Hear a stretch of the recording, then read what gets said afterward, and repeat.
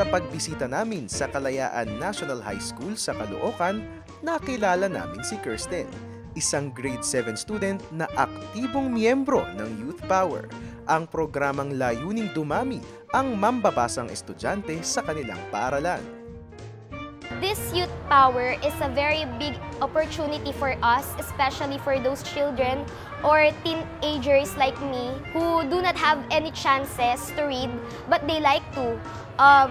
Maybe I will encourage also them to read books because it makes you a wide reader or it helps you how to understand words, especially the hard ones.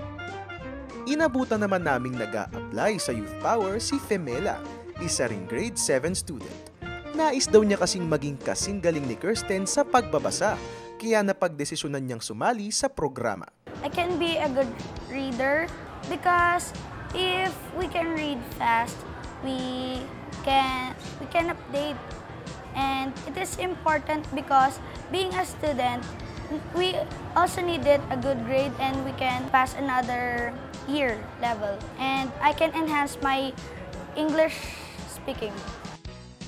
Ilan lamang sina Kirsten at Femela sa mga kabataang hangad ang pagbabago sa kanilang henerasyon. They like reading. All you need to do is really give your time, maybe understand them.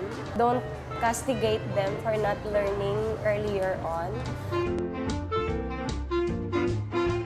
Dahil sa pagbabasa ng libro, nakapaglalakbay ang mga mag-aaral mula sa 4 na sulok ng kanilang silid-aralan patungo sa mundo ng kanilang imahinasyon. Dito, lumalawak ang kanilang kamalayan at bokabularyo na nagsisilbing tulay sa isang magandang kinabukasan.